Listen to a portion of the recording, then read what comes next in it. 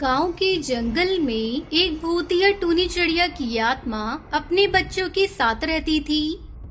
बहुत प्यास लग रही है, किसी पक्षी का खून लेकर आओ। खून के लिए शिकार करना पड़ता है और आजकल महामारी के कारण पक्षी अपने घरों से बाहर ही नहीं निकल रहे हैं। पहले जंगल के रास्ते से बहुत पक्षी गुजरते थे और अब तो एक भी पक्षी दिखाई नहीं देता। लगता है मुझे किसी तरह पड़ोस के गांव जाना पड़ेगा, वरना मैं और मेरे बच्चे भूखे ही मर जाएंगे।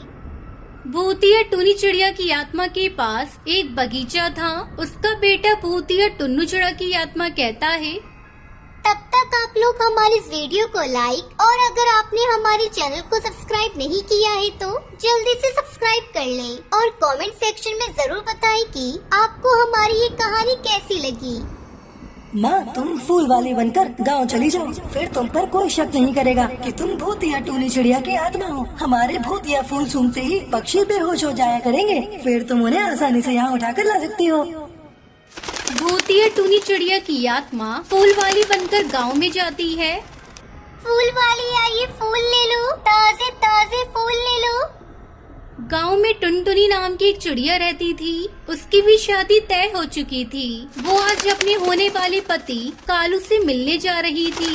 उसने जब गली में फूल वाले की आवाज सुनी तो, अरे फूल वाली आंटी, मुझे कुछ गुलाब के ताजा खुशबूदार फूल दे दो। लो बिटिया, इस फूल को सूंघते ही पक्षियों के होश उड़ जाते हैं। तुम पैसे बाद में दे देना, पहले फूलों की खुशबू तो सूंघ कर देखो। ऐसी खुशबू तुमने पहले कभी नहीं सूंघी होगी। टुनटुनी जैसे ही भूतिया फूल सूंघती है वो बेहोश हो जाती है। भूतिया टूनी चिड़िया की आत्मा उसे उठाकर जंगल की ओर ले जाती है। अरे, तुम इस चिड़िया को कहाँ ले जा रही हो? क्या हुआ है इसे? मूर्ख पक्षी, तुम्हें पता नहीं कि इस समय महामारी चल रही है। इस चिड़िया की तबीयत खराब है, मैं इसे हॉस्पिटल लेकर जा रही हूँ। इस तरह भूतिया टूनी चिड़िया की आत्मा टुनटुनी को जंगल में ले गई। वहीं कालू पूरा दिन टुनटुनी का इंतजार करता रहा। कालू को चिंता होने लगी। वो टुनटुनी को ढूंढने के लिए गांव की तरफ निकल पड़ा। रास्ते में उसने देखा कि टुनटुनी का फोन और कुछ फूल रास्ते में पड़े हुए थे। कहीं टुनटुनी को कोई उठाकर तो नहीं ले गया? कालू पूरे गांव में पूछताछ करता है। भैया जी, क्या आपने किसी चिड़िया को ले जाते हुए देखा?